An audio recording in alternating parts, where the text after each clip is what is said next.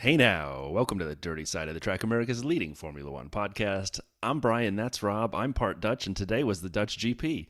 We'll talk more about that in a second because I haven't talked to Rob at all, and I can't wait to get his take on that race. So, welcome, Uh, Rob. hey, yeah, I've got to say it's been a bit of a weird one. I think out of all the years, it's only we're only into year three, but all the years that me and you have been doing this, this weekend was the least amount of live action I've seen and the most amount of relying on F1 TV to catch up.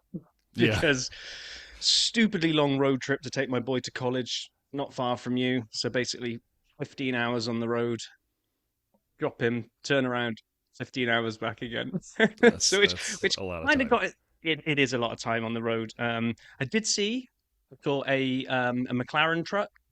I think it was for Indy. It wasn't F1. I saw uh, what's the tire brand that begins with a G? Goodyear? Goodyear. So a Goodyear truck, so little things Nice. like that kept me busy along the way. Will say that the moment I know I said this to you last time, the moment I go through Connecticut, New York, Pennsylvania, I want to say Iowa. Is that right? It would be Indiana, I think it would be Ohio probably next, and then Ohio, Indiana, Illinois, yeah, right? no, yeah, The no Iowa. moment you the moment you hit Illinois, ridiculous drivers, poor road surfaces, terrible place to drive. I'm just telling you, you've got to sort your roads out That's up why there. we Anyway, need an F1 race in Chicago because if anyone can teach these guys how to drive, it's going to be us. Oh man, but so you know what? There was some news this week, and as we always do on the dirty side, we'll hit a little news and social. We'll talk about videos. We'll get into the race weekend. It feels good to be reviewing a race again. I know we're excited about that, and we'll talk about previewing next week's race because it's a double header. So we're back at it. yay. Yeah, so we're back at it. And speaking of people that won't be back at it, look at that. Do you like that? That was rough. It was rough. Bono apparently can't be tempted to move to Italy, so his 12-year relationship with Lewis will come to an end when Lewis goes to Ferrari next year. There had been some kind of rumors that he was going to maybe follow him even and go to Ferrari, but no, he's not going anywhere. So that's Yeah, that. It's the he end of got a that. little promotion out of it too, head of race engineering, but he's still going to engineer a driver. It sounds like in 25. So we'll talk a little bit more about Mercedes and who that driver could be in a second. However, there was an official announcement this week on Jack Doohan getting the Alpine seat for next year, which we did predict. That was one of the ones we did get right. It felt good to have something actually happen the way we anticipated in silly season. And obviously there's a lot of connections between Jack and Alpine, and it's gonna be fascinating because if I skip a little bit ahead in our notes, at the same place at Alpine, Flavio Briatore claims the team is not for sale, even though every Mm. single person in the world says the team is being set up for sale. It feels like he's just saying nothing to see here, nothing to see here, but there's everything to see right behind him. Would you agree? Yeah, I don't know. Yeah, probably. Yes, probably. The only thing, because I've not seen a team go kind of through this. How many times have we seen a full-in constructor ditch the engine and just go to being just a kind of constructor that buys engines in? Because Customer? they've had a lot. Yeah. Yeah, they've been along. He was basically saying we're evaluating the organization to strip down what we need to strip out to no longer be an engine manufacturer and streamlining ourselves to be set up to be a customer team. A bit like they're looking at McLaren basically as a blueprint for you don't have to make your own engine to be successful in this sport. So being as our engine sucks ass and has done for a long time, let's just fold the tent on that one and double down on being a customer team constructor, which I don't know. Maybe there is something in that. Although, like you say, every other single pointer in the world points to them being sold. So I mean, and who they just knows? came out with a new strategy, podiums by 27, and this, that, and the other. It just feels like the changes of leadership over and over and over again, and bringing in Flavio, who I still think is tainted from Crashgate in 2008, seems like a shot for a sale. But what do I know? And speaking of seats, after Jack Doohan, and then getting into that, do you want to talk about, is it a rumor or is it beyond that yet Well, for Merck? so everybody is saying that Merck were going to officially announce Antonelli being in the car in 25 at Monza or ahead of Monza. But then there was some little interview with Toto where he's talked and name checked his drivers for 25, and they were doing this big. It wasn't even about the drivers at all. He was just mid flow talking about something. Yeah, we've got to set everything up. We've got to set, got to set the drivers George and Kimmy up for success, and then almost kind of like stopped and sort of went, "Oh dear." Really, I didn't see that. Yeah, he did an interview where he name checked both the drivers, and everyone's kind of gone, I think you've just ruined marketing's plan for the big reveal next week, Toto. So I think it's as nailed on as it possibly can be, and without it being official. Ah, interesting. Can we talk quickly about Mercedes and Kimi, but Kimi in particular for a second? The Yeah. rumor that, and this was a weird one, right? So Logan obviously had a bad practice. We'll get to FP3 in a second. Didn't do great, did bad stuff to the car. Again, the cost, the Destructors Championship, as people like to call it, and the amount of damage they keep racking up. You and I, Rob, spent a lot of time talking about would Williams replace Logan mid-year? And not just on the pod, but on a lot of phone calls. We're like, and we always came to the conclusion, nah, Williams doesn't really drop people mid-season. They didn't do that to Latifi, and we're like, maybe they won't. The rumors are heating back up again that they may not let Logan see out the year. I don't know why all of a sudden they would do this, but they're heating up. And then the person they're saying is the most likely replacement, Mick Schumacher? And I'm like, that's great and all. And like, I have no problem with Mick, and I know you love Mick, and that's great. But why wouldn't they put Kimi? Why wouldn't Mercedes put Kimi in the car, see what we got before we go all in? I don't know. It made more sense to have broken up at summer break. Might have gone past the point of go. I mean, if they've already signed maybe contracts with Kimi, it's just an announcement. You can't test him out, and then if he tanks, go, oh. Well, that's why they should have done this already. But yeah, I know. I agree with you. But they didn't. So yeah, and then the last one that kind of broke late, or I saw it late. Maybe I'm just late to the party, but it started off with an announcement that a team had broken the curfew. And then the FIA confirmed that it was Haas team. They'd had people in the garage after the point they're allowed to have them in there. But each team can break the curfew three times throughout a season, and Haas F1 has not broken it at all yet. It's their first violation, so they just get a slap on the wrist and no harm done. And then it all started, the reason they broke the curfew is because people were in there basically valuing the assets of Haas. Because there's been this legal battle that apparently has been going on for ages now, where former title sponsor, how do you say that? Uralkali? Uralkali? Anyway, yeah, the Russian title sponsor, there was a big court case. It all went on. They were told they needed to pay it back. Then all the stuff with the Russian invasion happened, and it was really difficult to pay money back to Russian companies. And apparently, it all kind of got a little bit messy. But a tribunal decided in June that has to reimburse them, but they're still yet to pay. So they basically sent in, by the sounds of things, sent in the Dutch bailiffs to value all of the assets that Haas have, and said unless payment is received, none of its assets, including the cars, will be allowed to leave Holland or the Netherlands. What? I know. It's Where like, did you so get will this info? Haas? I didn't see Will any Haas of this. even be at Monza next week? This would be wild in modern F1. This feels like the story that we've had. We had videos. Laura sent us a couple videos and a few other listeners of just crazy stuff from back in the day when teams didn't have money and didn't show up places or they didn't have a car. And this is 2024 where these teams are valued at hundreds and hundreds of millions of dollars. Somehow Haas above Williams from last week's conversation, which still blows my mind. And now we're saying they may not have a cars to run because they can't get them out of the Netherlands? So I swerved all of the kind of clickbaity sites and I started Googling around to see if I could find a better one. I got this off a Forbes article. What? Forbes? Yeah. Was it written by Rob Reed? It wasn't, unfortunately. Come on, Rob, up your game. You could have given us the inside scoop. Wow. This is wild. I mean, this is something that while I'm on my work trip this week, I'll be watching curiously to see if any news breaks. Yeah, same here. And then the last thing in the news, it's a big one. And it's speaking of assets, like Haas's assets that are being valued. The dirty side has finally gotten off our bottoms, and we've put some new T-shirts out in the store, or a T-shirt in the store. You can find it from dirtysideofthetrack.com. Click merch, and in there is a Hey Now T-shirt.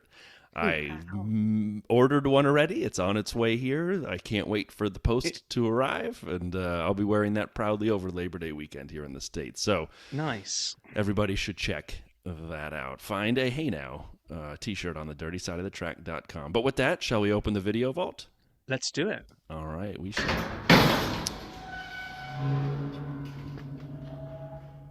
So what had threatened to be a relatively normal week turned out to not be that at all, and therefore I only have 2 videos in the vault this week. And one of them is Earliest F1 Winners Challenge, a Grill the Grid.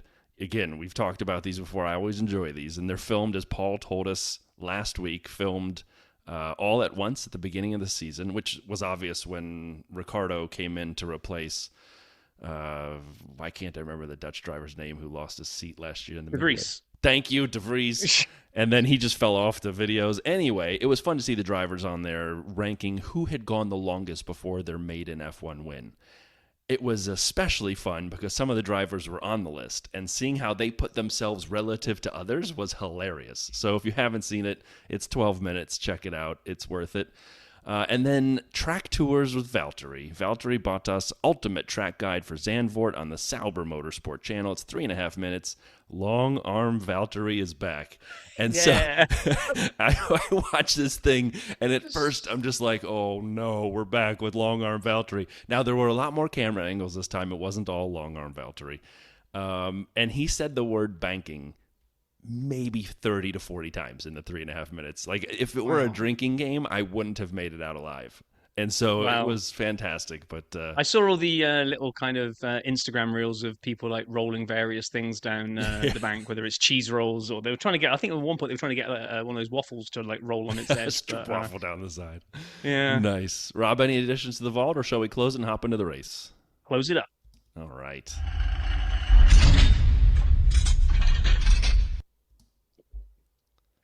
Okay, here's my practice review. Didn't see any of Food Practice 1 or 2, and only got up early to leave to hit the road again, and happened to tune in for the beginning of FP3. I saw it long enough to watch Logan be a silly boy, and in those conditions put a tire on the grass in the rain and bin it, and that was all I saw. So then I hit the road again. So my sum total of P1, 2, and 3 this week was watching Logan bin it, get it red flagged, and go, great. Now I can't even watch any FP3 before I hit the road. It's all red flagged. Saw even less. So for us, we talking about practice, man. What are we talking about? Practice? Apparently not. I saw less. I feel bad. I did watch the F1 TV recap of FP1, which was 2.5 minutes long, so they didn't really give you a lot of meat on that one either. And then it was all wet, wasn't it? Didn't it rain a lot? Yeah, a lot. And then I was actually out on a boat a little on Saturday with some buddies, and I missed all of qualy until much later in the day. But I was at a bar somewhere in the middle of nowhere, yelling to a friend, "Albon's been disqualified." So let's talk about qualy, because that's where that happened. But not until after it had finished. So well done in spoiling. Yeah. You spoiled it, haven't you? Look at that. Oh, anyway, yes. so I actually did get to see. Well, see is a stretch. I got to hear all of this. I tuned into the internet, BBC Radio 5 Live, or whatever I managed to find it on, and listened to qualy. It wasn't the most exciting qualy in the world until I don't think, for the battle for pole at the end. Up first, we lost Ricardo, Ocon, Bottas, and Zhou. Logan didn't run. I was just about to say that's only 4 drivers. Why look at you ruining it all? You're just ruining everything. Yes, so Logan didn't run. Oh, thanks, Brian. Then he could still be on that boat. Anyway, Q2 dealt up a couple of surprises. After Q1 had really been a bit of a nothing burger, and kind of everybody that you kind of thought would go through would go through, and everybody who didn't. Very surprised to hear the names Sainz and Hamilton not making it through to Q3. That was a real surprise. Now, people that were running on old softs on their first run to see if they could get a banker in. The track was evolving so much, it was just getting quicker and quicker and quicker. And then if you messed up your hot lap, I don't know whether it was wind. Lots of drivers were complaining with the wind, but when Hamilton went out to try and do hammer time for his lap, you could just see in the sector times. I think by the Right. second sector, you're like, yeah, he's not doing this, is he? It's not happening. I did watch this one, and I already did know a lot of the quality results, so I was kind of just curious what did happen. It felt like, given what you saw and what I read and everything about practice and then into quali, it felt like Friday, Saturday didn't look good for Ferrari, right? And so the Sainz thing felt like a pace situation. Hamilton ended up impeding someone as well along the way, so his 11th would become a 14th. But but George looked a little faster, right? So it didn't feel like, at least as I'm watching quali, I'm thinking, all right, Lewis just couldn't, the wind was up or whatever, hammer time didn't work, but George would end up doing well in quali. Ferraris looked bad. So I started thinking to myself, man, this is going to be a fascinating weekend. Is it just going to be McLaren and Max at the top? I didn't know. And then it actually turned out to be like a lot of the things we thought turned out to not be true, given that quali, at least what I described. True. And then I've got to say, Q3 caught me by surprise insofar as Max looked like he was absolutely ringing every single bit of home track knowledge and Red Bull machinery to try to see if he could put that thing on pole. And these guys are trading times that are really, really close. And then Verstappen comes around, I think, on his final run and takes provisional pole. I think Lando was a 1:10.49, and Verstappen goes and throws down a 1:10.029, so it kind of takes 4/10 off. I was like, holy moly, where the hell did that come from? To which Lando basically said, hold my beer. And that's where I'm saying I'm surprised. I did not see Lando. What's he taking it by in the end? Is it 4/10, basically, isn't About it? 4/10, yeah. I just On a looked at short the TV and I was lap. like, yes, on a short lap. I was like, that for me, that Lando lap is almost like Max's Monaco lap where he just pulled it out the fire in the final sector, because it wasn't 4/10 up by sector 2, I don't think. So No. he's hooked that. What a lap! What a lap! And so that gave us Lando on pole. I was a bit surprised that Piastri couldn't eat the same pace out, so he had to settle for third after Max. So I was too to see that. And then George putting his car up in fourth was a surprise for me, because again, I saw what happened to Lewis and I'm like, oh, the Mercs won't be fast, but then George proved us wrong. Checo in fifth. I'm thinking, all right, he got the memo. We got to do a little better in the second half. Fifth ain't great, but fifth ain't terrible, especially when Max, who obviously is an otherworldly talent, can barely get into second.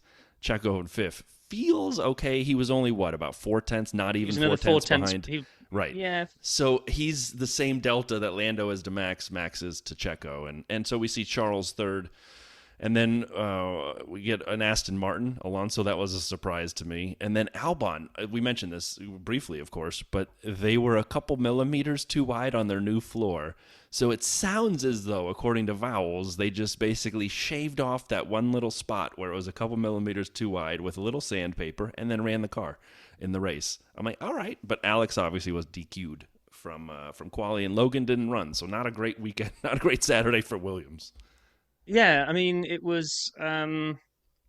It just seems, again, we always say this with our vast experience in Formula One engineering, it just seems a really stupid mistake for a professional team like Williams to have made.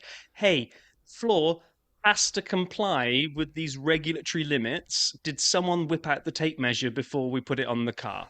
And someone just eyeballed it and went, looks about right. If it's that small, a millimeter, they may have had a tape measure that. Have you ever used a tape measure and at the very end it has like that hook thing you can put on something to put? It's never quite as tight as it should be. So like there's always like a millimeter give. I'm assuming they use the same tape measure I do, and that's the problem they had. That's got to be it. Yeah. So we need a new tape measure for Monza, and then they'll be all right.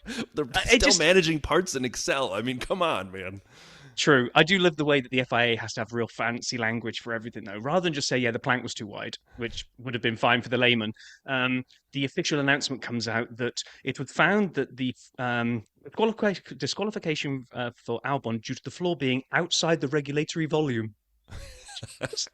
Just tell us it's too wide.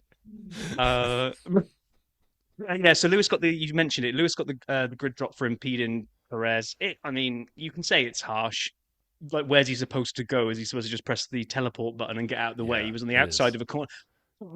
the rules are the rules, and he impeded him. Checo had to back out. So, yeah, tough one for Lewis, but you can't. You can't. I think I saw it on F1 Coffee Corner, although he's not called that anymore. But Terry, we'll just call him Terry. They can't have leeway on the rules. They Right. can't kind of go, well, we knew Lewis meant to get out of the way. Where's he supposed to go? So, And same thing with the floor. It can be a millimeter over, but if you give 1 millimeter, then you give 2 the next week. There are rules for a reason, and you got to, and especially in F1 over the years where yeah. there have been too many things that weren't codified, and they were kind of like they had to get these things on paper. So I get it. But then we get to the race. And the whole top 10 are all on mediums, and I love this. I loved seeing this start, and I'm sitting here thinking, all right, so Lando on pole. We've had 6 races in a row where there hasn't been a winner from pole. Will Lando break the curse? Will he be the first non-Max winner in the modern, the last 25 years at Zandvoort? This will be great. And then the race starts. Yeah. And one more to add to that. And will he, for the first time in his career, lead a first lap that he's been pole for? This is his 4th pole, and all previous 3, he has never been first going around the next lap. We have talked about it on this here podcast that he loses the lead fairly frequently, and you defended him saying it was a lot of bad luck. And I said that's been too many times. And so what happens? No, this one's all on Lando. This tons of wheel spin. He's got 4 of them. 2 of them I'll still argue is just bad luck. 2 of them are just on him, just not getting off the line. I mean, what's he doing? Is he like just playing that game with the slot car race where you hold the nose down and wheel spin so you can... He's doing Mario Kart. He's trying to hit it on 2, so he gets the launch. But if you mess it up, you just bog down. That's exactly it. He's Mario Karting it. And apparently Oscar's taking a page out of his book too, because Oscar had the same problem as they took off. Oh my gosh! So yeah, we both McLarens go backwards at the start. Max doesn't even need to fight for corner 1. Not even fight. I think Max is just by the corner. It's a short run too. The whole car is ahead of him. Like, what happened? Max must be getting to corner 1 and going, have we got to do another formation lap? What's going on here? They're like, it's a false start. What happened? Oh my God! Yeah, and George then gets Oscar on the inside around 1 and into 2.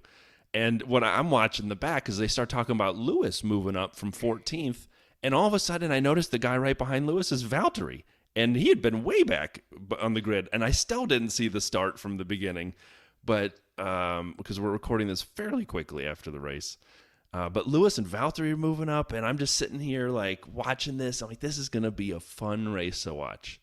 Maybe not. We'll see. Yeah, and then it went very, very quickly into that statement that you do not want to hear coming from the commentator. So Max broke DRS and got a second 1.2, 1.3, whatever it was, ahead of Lando. Yeah, some people near the back, some people on the back on the soft runners were making some moves. I think Gasman was lighting it up and putting some moves on. And but he was in the top 10, but he was doing well. He was really he was doing well. And then 6 laps, and it's like this memo goes out. Oh, God. If everybody could just hold station for the next 15 laps, because it's sandy and windy and dusty and we need to conserve tires. So if everybody could just do nothing, that would be great. So I'm sitting here, and you are not available over text. You were like watching a little and traveling and soccer and watching on your phone, and I'm sitting here thinking to myself, Zand-Bore is what I'm thinking. I'm like, this is killing me here. And I was going to send you just before I went on, because I was playing football this morning, and I was just as I was coming back into the game, because we do this strange, although it works for over 40s, we do like an ice hockey line out, so you can go in and out. If you get subbed, you don't have to stay out. You can keep going in and out. So on one of my second shifts, I kind of looked at it and I was like, oh my God, still nothing's happened. I was going to send you Zand-Snore. That's pretty good. Pretty good. And so I was sitting here trying to figure out what was going on. There were a few things that were fun. First of all, the highlight for me was Lando's radio message when they said, "Who are we racing?" And I'm like, I don't understand. Other F1 cars? What do you like? I don't understand the question. And why to the driver and why now? Like, I think he's going to race Oscar? Who do you think of course he's racing Max. He's only a second behind him. It took me a couple of seconds for my brain to work out what I just listened to. Because normally that message goes from the driver to the engineers to say, like, who are we racing? What's my race with? Yeah, who do I we chase watch this for guy? pit stops? Who do we watch for strategy?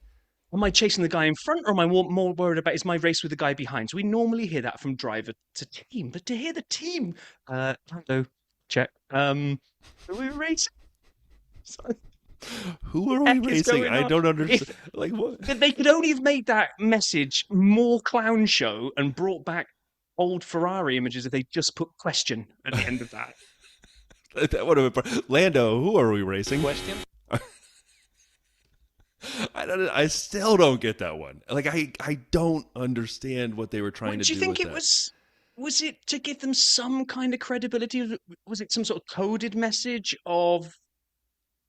No, I can't even come up with something. The best I got I'm is this, trying. right? So I've said this a couple times, and I have absolutely no backing on this. It feels like the McLarens, especially Lando's McLaren, gets faster as the race goes on. When the fuel burns off, it seems to come even more alive relative to other cars. I'm not saying obviously per lap, of course, but I'm saying relative to other cars. He chases Max down. He does other things through the season. It seems like it gets more alive. So the question is, did they say this to Lando to get a little fire going? Like, go get Max now. Like, go get him. He's not pulling away. I don't know. I can't come up with anything better than that. Let's move on. No, that works. Yeah, Lewis and Carlos were moving up a little bit. Carlos ended up taking Pierre, and Lewis was kind of on the bumper of just about everybody he could get up to. It was fun to watch. And then around lap 13, 14, a lot of the soft runners come in for pits. As I already mentioned, Lewis took Lance. He was from 14th. He got a point early on, and it was just great. He took Fernando next. He did a double Aston in a couple laps. And it was fun to watch, and you have to think that, yes, he had a bad quali. But don't you think Lewis had fun starting 14th and getting up to 9th in the first 15 laps or so? And just, it seems like that would be a fun, like you wouldn't want to be there. But if you're going to be there, let's go get some guys. If you're going to be down in 13th, 14th, have a car that should be on pace much higher up, and then you can go. He took a little bit too long maybe to clear Hulkenberg. I think they were saying that on the commentary as well. He kind of got stuck behind him for a bit. But no, he was definitely making his way through. Looking, not really a lot was kind of really happening at this point. People were coming in. It was really kind of the start of the pit stops. Were we going to get some two stoppers? Was everybody going to one stop it? That was kind of the main thing. And then all of a sudden, like to your point, Lando decides to wake up and go, right, now we've come out of the tire management phase. Now I'm allowed to put my foot all the way to the floor when I'm driving. And he just started reeling Max in. He was chipping away. Suddenly he's in DRS. And it was, well, I did go back to look at the notes. You know how I've always had the Rob rant over DRS? Mm-hmm. Found that one of my big Rob rants was about Zandvoort. Was it really? Because the only overtaking we ever get is DRS assisted, because the lap is so short. Everyone spends the rest of the lap just making sure they're within the second, and then just tries and puts the move down the main straight. And if they don't get it, you hold station and go again next time. And that's kind of what happened today. 100%. And Lando absolutely breezed by Max. Max, there's no, oh, will this be feisty? No, it won't. He's going to get the move done about 3 miles before the corner. Yeah, well, exactly. Once you come out of the last corner before the straight, if you come out strong, if you really use the banking and position everything perfectly, and the guy in front of you isn't as perfect, you got him. The DRS is too powerful, and if you're on it out of that corner, you got it. So yeah, it was lap 18 that Lando took Max, and by lap 26, he'd built a 5-second lead. And then we start seeing, additional people from the front pit. We'd already seen Lewis go long on his softs. He was pretty late in there, but then Charles the next lap off the mediums, and then we saw some dominoes going. And I've just got to be honest with you, it got kind of boring, right? So Max goes to hards. The next lap, Lando goes to the hard tires. I didn't understand why Oscar stayed out for an extra 6 or 8 laps. It made no sense. It was like, like they pulled a straddle. Like, all right, we're going to either choose to pit with everyone else or pit later, much later. And we believe the tire delta will be important. And instead, they only went halfway in between. They said, we're not going to go super long. We're going to go medium long, and it'll help us not a bit, and it'll give away our track position. Like, why would you do that? I don't know why Oscar didn't come in earlier unless they were going to hang it out longer, but they didn't hang it out longer, so they didn't get the benefit of trying to have a big tire delta towards the end. Yeah, agree. And then it was kind of obvious that meant that this was a one-stopper for all the main runners, right? It's that one that we both hate, which is don't let the tires last this long, because that's it now. We're kind of locked in from whatever it was, 34, 40, somewhere around there. It was kind of pretty much done. And what we saw then was I gotta be honest, a little bizarre in terms of just we haven't seen this for such a long time. We watched someone drive away from Max into the distance. I mean, Lando just went. Unbelievable. I mean, I know Absolutely. we're getting a little ahead of ourselves, but he won by 23 seconds. Yeah. 23 seconds. That's an amazing amount of time. I really can't, is. like they said, I think Charles was the last person to have driven away from Max, and it was years and years ago like that, in 2022. Just wild. But anyway, yes, Lando built up a big lead. They were even practicing. He was so far ahead. What happens if we have a safety car now? Would you like to come in and do this or do that if there's a safety car? There were no yellow flags. There were no VSCs. There were no safety cars. There were no retirements. There were no overtakes outside of DRS. I'm making that up, that last one there. That's not a fact. But it just felt like that. If there hadn't been a battle for the lead, where Lando lost it on lap 1 and regained it on whatever it was, 18, this would have been fully Zand-Roar. Just saying. Yeah, and okay, so let's just pick into my other thing that's kind of just I can't decide why this happened. You've got a car that with Lando being in it, and we always talk about deltas to teammates, right? So Lando's up front and he's driving away from Max, building up, and like you say, finishes like 23 seconds ahead. The car is obviously lightning quick. He actually couldn't catch Charles Leclerc. He couldn't get him. And he ends up finishing further. I think when I looked at the final timings, the delta between Lando and Oscar is bigger than the delta between Max and Checo. And we keep giving Checo a big hard time for not being close enough to Max when he's in the same machinery. I feel that this weekend there's a real missed opportunity. This should have been a McLaren 1-2 because the pace is in that car. Yeah. Why couldn't Oscar so unleash that pace? That's a great question. Two things off the top of my head. One, we keep hearing this about this particular McLaren. It's better in clean air. Now, every car is better in clean air, but it seems to be especially tough for this McLaren to come through traffic. I don't know why. I'm sure there's someone smarter than us, like Dr. Obbs or somebody, or Molly, will tell us more. But they always cite clean air with this McLaren in a weird way. So that's my first part. The second part is they screwed his strategy. They gave away his track position. Oscar, I'm not saying he would have been 1-2. He had a podium if they boxed him at the same time, right at next lap after Lando. He hung out 1.1 seconds behind Charles for about 10 years. Yeah, but because he used his tires to get caught up to him. I don't think he had. They were hards, and he just didn't seem to be able to break into the DRS and then put that same move on Charles as Lando did on Max. He just seemed to almost like take his lot and go, I'm not going to catch him, so I'll just hang out here instead. Like I was just waiting for an Oscar charge, and it just didn't come. If they'd boxed Oscar 6 laps earlier, I think he's on the podium. Okay. That's that again. We may disagree here, but that's, I think, was part of it. And then, speaking of weird pit stops, a lot of people had opportunistic pit stops where they had no one behind them and they took the window, Lewis being the best example. And then George boxes, but he was ahead of Checo and Carlos. No, Carlos seemed like he was going to get him because he had fresher tires and had a pace advantage. But George gave away track position to Checo and finished behind him. It was mind-boggling when he came in late and they show him in the pits. I'm like, why would you pit now? And then you see cars go by. I'm like, why? And like, yeah, okay, maybe Carlos gets him anyway. So what's the harm in trying to chase him down? I don't think Checo was going to get him. But again, what do I know? I don't know. So you can always tell that maybe a race isn't that exciting when Pitlane Paul's review turns up before the race is actually finished. I saw that. It was half time in our game, and I saw the email in the inbox. I'm like, I don't think the race is over yet, is it? Because I'm still watching it on F1 TV. I think I'm live, and it was like, yeah, already sent it in. So I'm assuming he's not going to be real positive, but we'll find out in a minute. One last thing on the race itself before we go to the podium and how it finished. The gimbal cam that they put on Lando's car that kind of stayed level to the horizon and the car moved. The gimbal cam, did you like that gimmick or no? I did, because it actually kind of really showed you how banked a banked corner is, because when they don't have that view and the car, everything moves in the shot, you know it's a bank.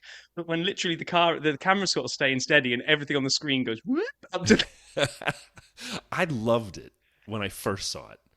I Okay. loved it when they would go to it periodically, but by the end of the race, when there was no action and they would just go to Lando's gimbal cam and we'd go through 1, 2, 3, I'm like, yeah, all right. It You're kind of done wore off now. for me. It did. I lost my patience, but what can I say? So yeah, we ended up having Lando, as we said, with his second victory, which is tremendous. I'm giving the stats as we go because I don't have a big pile, so there's no big stats this week. Apologies. But a second victory, obviously the first time in 7 races now that the pole position winner has won. We had Max second, as Rob and I have said, 23 seconds behind. Just dang. And then Charles not too far back in third, Oscar in fourth, Carlos in fifth, and they were saying this on the telecast. Ferrari 3 and 5. They would take that every day, given the weekend the way it started. That was Absolutely. a great recovery for Ferrari. 100%. Really was. Loved it. And then Checo was 6th. So can we talk about Checo for a second here? The guy we give so much grief to finishes 6th. Max finishes 2nd. Yes, there was a delta, as you say. I think it was actually like 17 seconds it ended up being, so it was less than Oscar's 27. But like, what did he do enough? Did he do it? To me, it's actually, here's the answer for me. I'm gonna go first. If you say he didn't do enough, I disagree. If you said he did enough, I disagree. I said he did something and it was notable, but I'm not sure why. I mean, end of the day, he lost a spot. He qualified 5th, I think, Yep. and he finished 6th. So he's gone backwards by a spot. He's finished 17 seconds behind his teammate. The other, which is the biggest delta, I think, was Lando to Oscar, which is 27. Charles and Carlos have finished about 7 seconds apart from each other. Lewis and George have finished about 5 seconds apart from each other. Then I can't tell everything else because the official results just say +1 lap. But everyone else kind of came in sort of like 2 by 2s. Maybe Hulkenberg and Magnussen was a big delta. But so me and you always say that the best measurement is to your teammates. So he's still a long way behind Max. But I don't know. He just did all right. I think. I don't think he hasn't lit the place on fire. He's not helped. He hasn't pooped in He's the not bed helped. either. Well, he's not helped Red Bull with the constructors. But then today, and Max has, because Max has beat a McLaren. He hasn't beaten both of them, but he's beaten a McLaren. Now it was Sergio's job to beat Oscar to try to keep that, and he didn't. So I don't know. Yeah, I think we just kind of sit on the fence on that one, and kind of like you say, it wasn't brilliant, wasn't rubbish. The hardest part is this gentleman here. This is Valtteri Bottas, and you're listening to the dirty side of the track. The Saubers were both 2 laps down. Not 1, but 2. What were they? Why didn't they? And they kept boxing Joe over and over again. Like, I don't know, but he had to have had a problem of some kind. I don't know. I don't know. I don't know. They wanted to use every tire they had, so I don't know. I kept seeing Joe boxing, and every time we saw anyone going by, there was a green car getting out of the way, and I'm like, oh God, oh, it just felt bad. Yeah, and it just is a bizarre thing, and you think it has to come down to pit stop strategy or something. Is that you look at Nico Hülkenberg, that finished just outside the points, and his fastest lap was a 1:15.657, right? So, okay, the people in the points, Alonso's fastest was 1:14.7, so almost a second quicker. That's why you weren't in the points, Hulk. But Hulk goes up as an 11th with his fastest lap that he did was a 1:15.6. Valtteri's fastest lap was a 1:15.8. So a couple of tenths behind, but the magnitude of being 2 laps down, 19th rather than 11th, and actually a lap down on Hulk. Like, pace of the car actually is only a couple of tenths off, so say some of the other teams around them, but yet somehow he's 2 laps down. It's just, oh my God. Before we hear from Paul, one last note on the constructor standings. So we talked about the race. We talked about where people finished. We talked about it being a little bit of a slow race, a lot of DRS. I think everybody who said McLaren would catch Red Bull and we all said, ooh, I think the people who said, ooh, like us were dumb because it's only a 30-point delta at this point. I don't know how McLaren doesn't catch Red Bull at this point. Like, I hate to sound so optimistic when someone's coming from second, but Red Bull is 434 points. McLaren is 404. 30-point delta, 9 races left. What's that, 3 point something or 3 1/3 points you need? A race more by team. So that's a huge difference. If Lando wins, you get 25 points. If Max comes second, you get 18 points. That's 7. That's a few races, and it's done. Lando got the fastest lap today, Exactly. so actually got 26. So. And like you said before, Oscar had 12 points, and Checo had 8. So there's 4 more. So again, it's not going to happen immediately, but if they can finish races, and unless something crazy like Singapore, which goes backwards, and now Red Bull's good in Singapore somehow as opposed to being bad, you never know what could happen. But, man, I think it's a foregone conclusion that McLaren's going to win the Constructors at this point. I don't know how it isn't. Yeah, I mean, Red Bull will absolutely need to pull something out the fire. The driver's title, I think, is done and dusted because I looked at it. We got 70-point gap between them, so 295 Max, 225 Lando. Right. So that's 70 delta with not even 10, 9 races left now, right? Right. Let's call it 10 because it will make the maths easier for me. 7 points then, yeah. So, and it's a 7-point delta, isn't it? 25 to 18, 7. Yeah. So you would have to beat first and second every single race for the rest of the season if there were 10 left. Only there aren't. There's 9. Right. So I can't see Lando winning every single race for the rest of the season. I can't either. I still think there's the rocket a chance, ship that McLaren. though. There's a chance if Max has a bad race or a reliability challenge, that changes everything. So. It does. Obviously, it would. If there was a race where Max didn't finish or finished outside the points for some reason and Lando won it, that would make a huge slice into it. But it will still require Lando to be absolutely perfect for the rest of the season. And he's got those pesky Mercedes that just seem to keep pulling pace at us somewhere. And every now and again, Lewis or George is going to win a race, or the Ferraris will remember how to race. And next week in Monza, we'll talk about in a minute, they'll pile every engineer that works for Ferrari is in the factory this week because they have to do something special for Monza. So it's that I think stacks up against Lando, not him as a driver, not the pace of the McLaren. It's just circumstance, I think, will mean he won't do it. Can I just say this? I think they bottled this a bit. I don't think they anticipated being in a driver championship hunt, but there have been so many races where the strategy, at least I am always banging away on the McLaren strategists, like Silverstone, when they waited too long on the inters and then back and forth, and they cost Lando a lot of points. Yeah. And can you imagine, just hypothetically, if it comes down to 7 points between Max and Lando, and what happened? Was it Hungary? Oh, the switcheroo. 7 points, 25 to 18, first to second. That could actually end up meaning something. And again, I still think Oscar boxes first in that situation. He wins. So, but I'm just saying Lando won't think of it that way at the end of the season at Abu Dhabi if he ends up 7 behind Max. It'll be a nice problem to have if they get to that point where we're counting points. It will make it so more exciting. I mean, already just the constructors going in is going to be fantastic. So, should we do Paul before we do our King of the Pits and the Pits? Yeah, that's fine. Let's hear from Pitlane Paul. I almost forgot the music for him. Let's hear from the music, Pitlane and then Paul. you got 2 buttons to press. I know. It's all the buttons.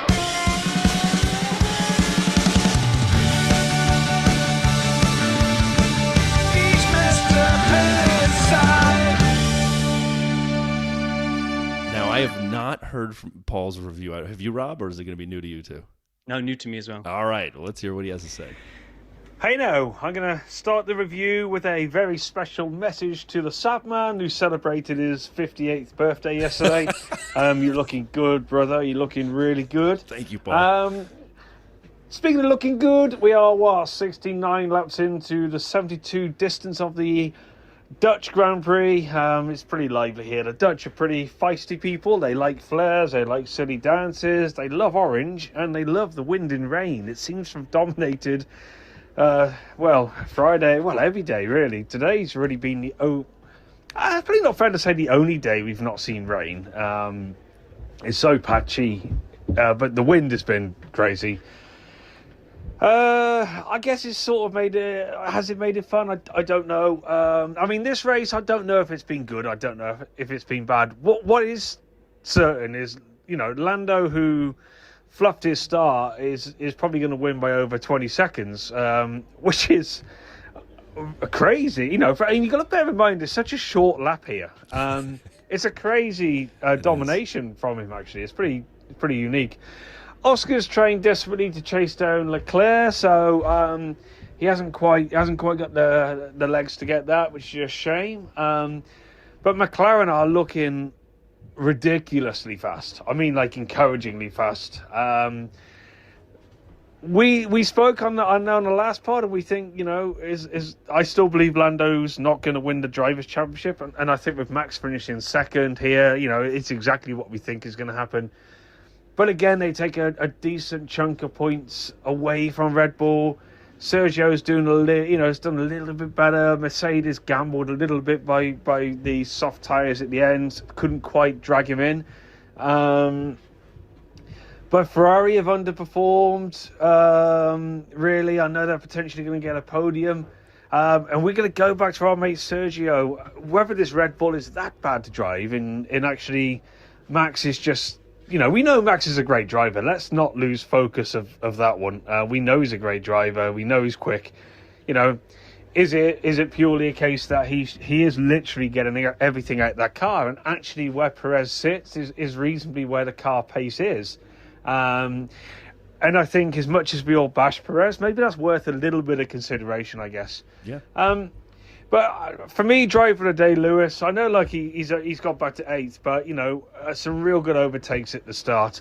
Then was from there, really, you got a huge gap then to Gasly, who's as we currently stand, 35 seconds back. Again, Aston Martin, I'm going to mention them because she slated me in the pod about not mentioning them. So let's go for it. Let's mention Aston Martin. That's that done. Hulkenberg, he's done okay. They've made the one stop work. Then downwards from there, let's have a look realistically. I mean, Williams, a bit of a disaster, really. Albon did a great job. The car's illegal. People are going to moan it's 3 mil. They're regulations. It's there for a reason. It's failed. It's silly. But he's done well to fight back. I guess 14th's good. Sargent, Logan, we love Logan, but he just keeps doing this again. Another crazy crash in practice. Quite what he was doing in the conditions. It's easy to sit there playing on the PlayStation with playing F1 games and seeing what goes on and thinking you can do it better, but. Come on, you've got to know you can't dip a wheel on the grass in those conditions. It was a really stupid mistake. Ocon, terrible weekend for him to be that far back from his teammate. He's been very vocal on the radio. Again, he's a good guy. He probably doesn't need to be doing these sort of things. It's not really helpful for him. It's not really helpful for the team. Yeah, Yuki, I guess I've tried something to try and, I don't know. And then I don't want to, I've got to be realistic. I don't want to talk too heavily about my team, but I am going to talk heavily about my team. You got to bear in mind that we're about to finish this race so far back from realistically where we were, where we could have been if you look at Albon. I'm not going to mention Lewis because it's a different car. We were in a battle with Ricciardo, Albon, Ocon, and they're so far ahead of us. We know the car's poor. Again, for me personally, some interesting decisions with pit stops. Not sure what they were all about, but we go to Monza. Again, the race is about to finish. In fact, it has just finished. Congratulations to Lando. Fantastic. Should make it a quiet night for these little Dutches. We just been promoted to second on the timing screen. That's quite good. I saw that. I don't think that's the case. I think that's about to really go downwards. They're currently sitting third for Valtteri, fourth. No, it's being realistic now. Good weekend. Glad to get home tonight. We go to Monza next. We like Monza. It's a great old track. Loads of history. Brilliant place to be. We move on. Paul, thank you very much for that report and for the birthday wishes. I appreciate that. I'm and not for 58, mentioning it, though, just to be clear. And for mentioning Aston Martin. Look, he ticked all the boxes this week. He did. That was a real banger from Paul. That was a great one. Thanks, man. Oh, man. So let's do some King of the Pits in the pits. We'll do Kings first. Hey, you're the king of the pits.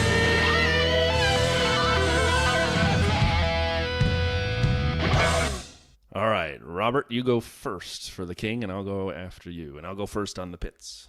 Okay.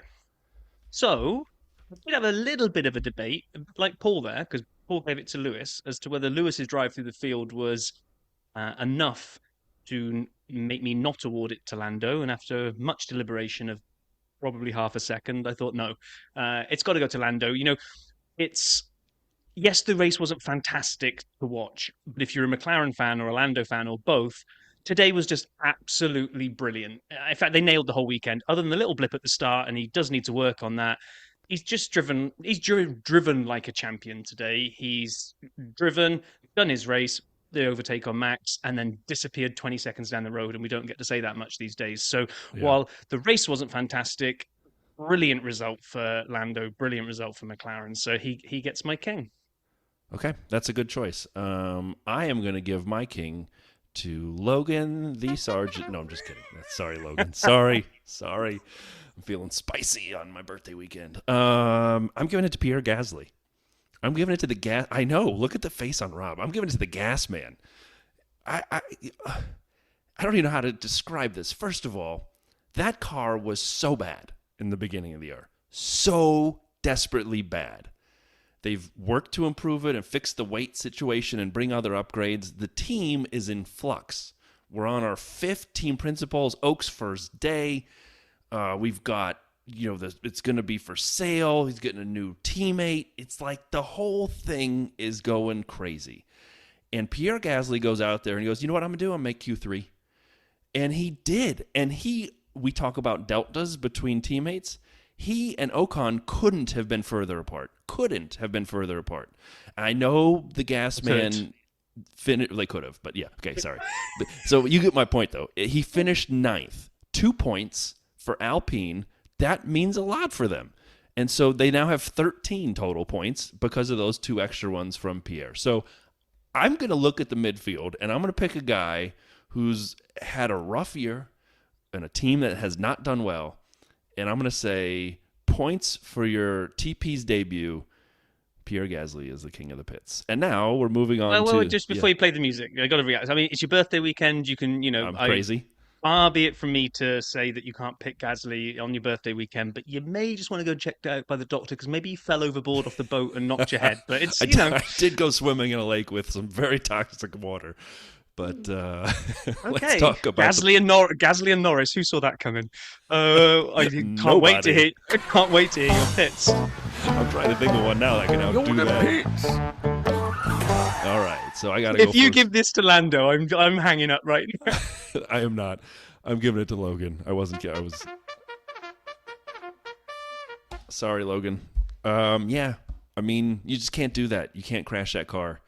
The work the team had to do to come back from that, it just, when you're not going to be getting points and you're not going to be challenging people for positions that, quote, matter in terms of the points, just do your job then. And you obviously don't have a seat next year. Just support the team more. And like putting that wheel off and then into the grass and crashing and having no car for quali. The team had to work their butts off to get it rebuilt even for the race. They almost made quali, but I gave it to Logan. I don't have anyone else who I thought sucked worse. I wanted to give it to McLaren's strategy. I thought about Mercedes' strategy for that George pit. I'm just giving it to Logan. Sorry, Logan. We love you, brother. Yeah, I mean, I've got a coin that I was going to flip, and on one side it says Logan, and on the other side it says Sauber. Yep. Now, the deciding factor for me here is Sauber haven't really sucked this week any more than they've probably been sucking all season, so they didn't do anything spectacularly bad. I think Paul, many years in F1 has called it there. He absolutely gets on really well with Logan and loves the guy to bits, but in Paul's words, I think he called it a stupid mistake. It's like, why are you even pushing for in a wrenched circuit? What are you going to get in practice? What are you going to get from doing that? And what you've actually done is, to your point, you've probably gone top of the leaderboard in the Destruction Championship or whatever you call it, the Destructors. Yeah. And you've put all that work for the team, but they don't have the resources and don't need to be doing that to try and get you back on track again. I mean, he's finished 16th. He has beaten 4 other drivers on track for once, but yeah, I got to agree with you. Got to give it to... But the Saubers are still doing pit stops now. They just did an extra pit stop after the race just to check it out. Yeah, okay, so you're going with me on Logan? Yeah. All right, as I said, we've been sprinkling stats throughout, so there's no special SAP Stats edition this time. Sorry, Adam, I can't call out Mark and Stu. But with that, we're going to move on to fantasy, because this finally, yes, thank you, I got something right. Everyone finished. So first of all, can we say thank you to the drivers for no DNFs? I recognize the quali situation with Williams, but the race, everyone finished. We did not have crazy DNF gate.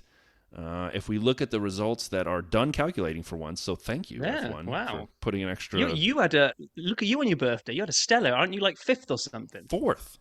4th. Well, joint. And actually, on the leaderboard, doesn't it put Andy ahead of you? Just saying. Well, by alphabetical order, actually, I think. But anyway, okay. so yes, so it was a good week. Ayal, the M team, at first with 220 points. Manuel, Sen Gaucho F1, 219. So we're very close. Adam, Chicago Gooner, who I was one of the people on the boat with, 214. Good job, Adam. And then a tie for 4th. Andy, Tails, I win. Me.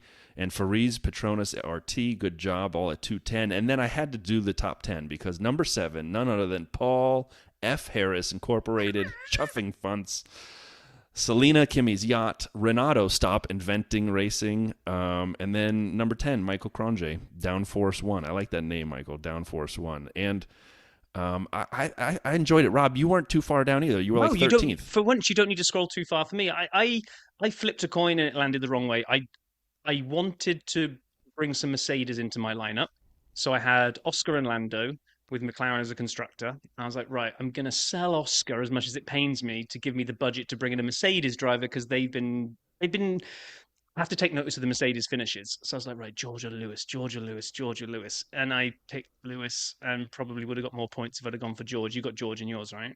I did in this team. I did. Yeah. George, So, but no, I was fairly happy with the way that it worked out. I probably would have got more points keeping Oscar in the team, but them's the breaks. I was quite happy that I didn't end up having to scroll all the way down to the bottom to find because when you see the total, I saw the total of 185 first. I was like, oh, that's not usually a great. Sometimes the person in first has got a 3 at the beginning of the score, Right. so I'm like 185 can't be great. So I kind of shut my eyes slightly as I clicked on the thing, and it said 13th. I was like, I know. I'll take that. It was good. And Renato, by the way, couldn't find the button in time for Stop Inventing. So Stop inventing. that was for you, buddy. Yeah. And that means we have a doubleheader, and so we can move on to getting ready for the next race already. Isn't that great? Yes, we can. We can look forward to next week, the Italian GP at Monza, the Temple of Speed. 53 laps of 3.6 miles. It's been around for 1 million years. It was first opened in 1262. No, sorry, it was opened in 1922. It did races from 1950 to 1979. Then had a little blip until 81, and then it's been there forever. Like Zand-Bore, it started off as a high-speed banked circuit, but they've changed it down the years. I love this little stat, and I know you're a stat man. F1 engines are at full throttle for 80% of the lap. 80%. You know, there was an old Top Gear, just to take a quick aside in your preview here. There was an old Top Gear when they, actually probably Grand Tour, when they were on boats. And Jeremy and Richard were talking about how brilliant it is that you get in a boat and you can spend most of the day just at full throttle. You don't really do that in a car, right? You don't like get in. And I thought of this yesterday because we were in this boat. You don't do that in your car. You don't get in your road car and go to the grocery store and you do the whole thing at full throttle, right? That just doesn't how it works. But true. In an F1 car, you can do 80% of the lap at full throttle at Monza, which is awesome. I think this is great. I love Monza. I do. Yeah. Oh, I'm sorry, you were mid thought. No, I was going to say, I had a thought this weekend about why do people get in cars and go as fast as they can around something? Like, what is it about? And it was men who started this, but, people. Why do we what? Cars are great. We can go see people. We can get to a hospital. We can go places we need to go. We can visit people. And maybe we can make some of them that go super fast, and we can see who's the fastest person to get in a car and go as fast as they can around a circle going nowhere. So we end where we start. We haven't actually gone anywhere, but we're seeing who's fastest. And I'm like, you know what? God bless F1.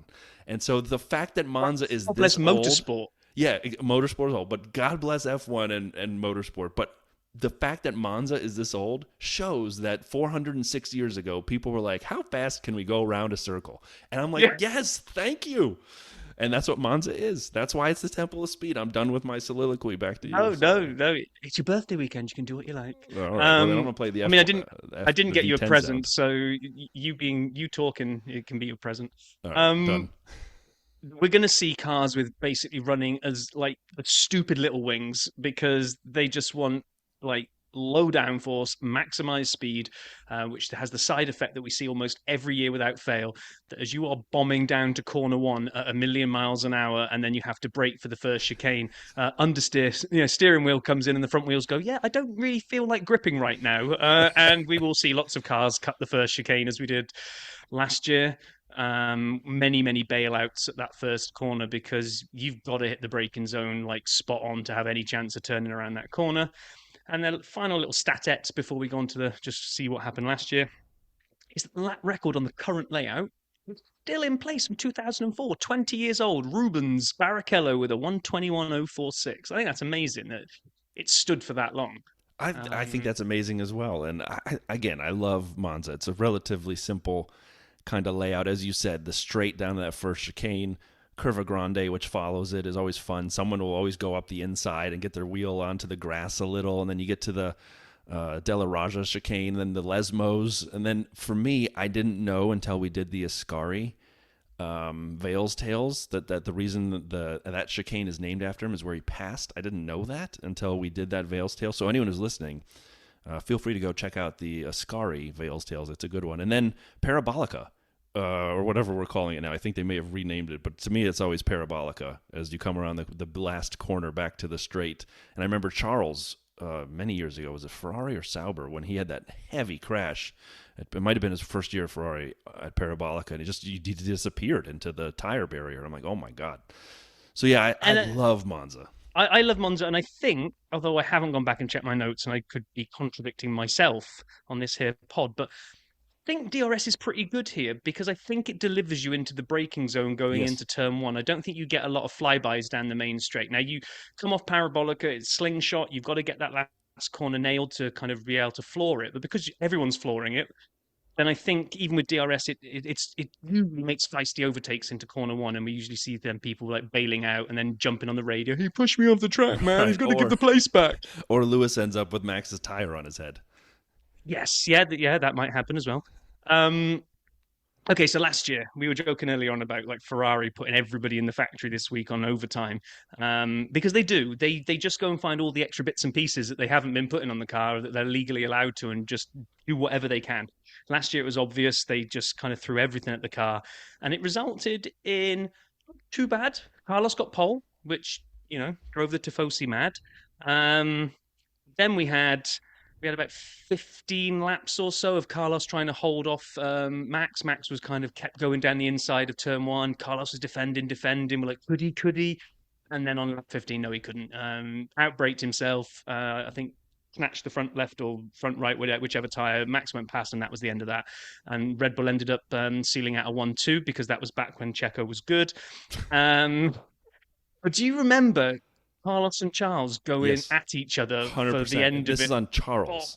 Oh, it is, yeah. He wanted that podium, didn't he? So badly. And I'm a big Charles fan.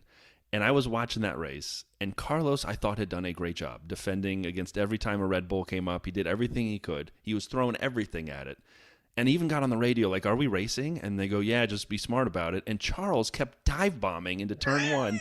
And one of them, as you say, he locked up. And I'm like, oh, my God, it's over. They're going to hit each other. And they didn't. But I actually, this is one of the few times as a Leclerc fan, I was like, please stop doing that. It was crazy, wasn't it? It was like there's being allowed to race, and then there was that.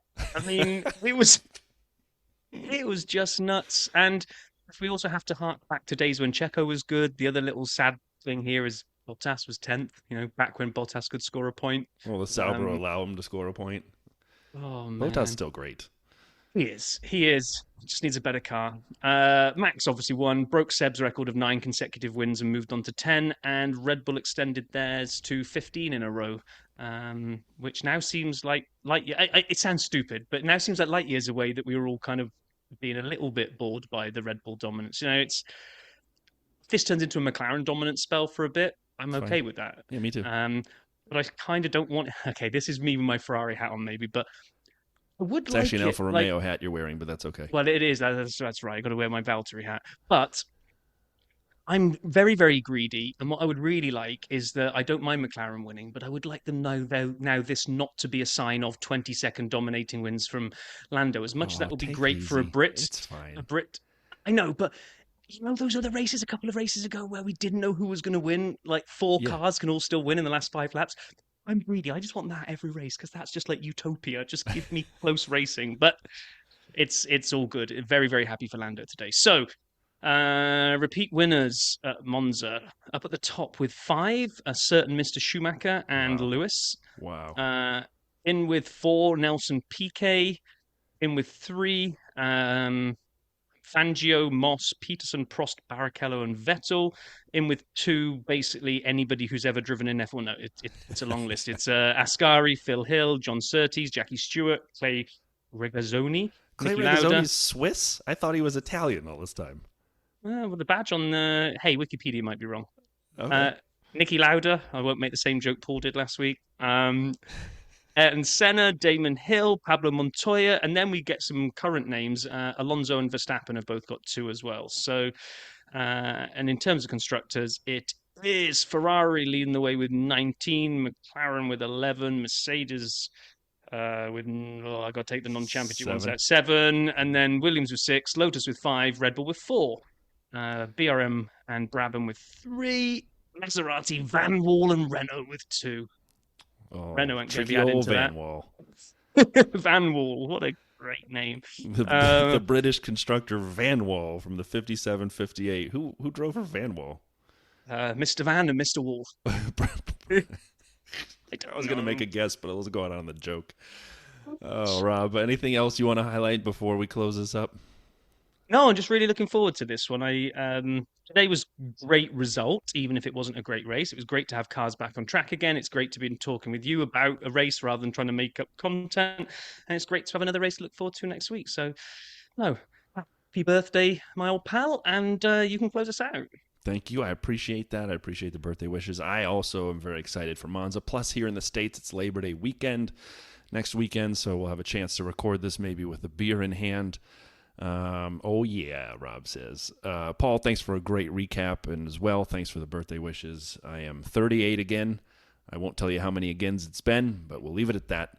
And since Rob said it is my birthday, I can do what I want. Rob is a creature of habit, so everyone knows this.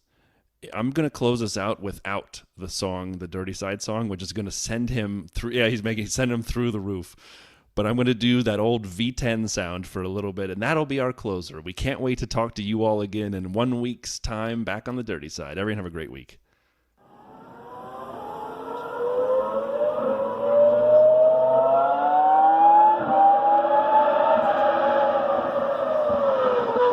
Oh, down through the course.